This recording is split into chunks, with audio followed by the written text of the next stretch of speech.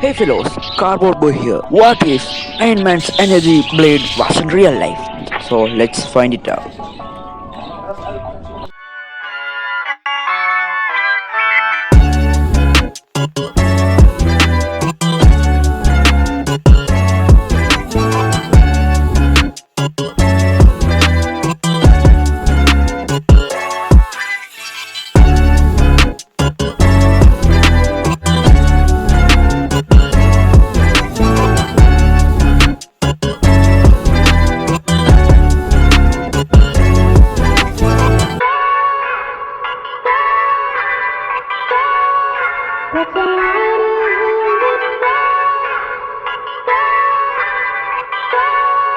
That's a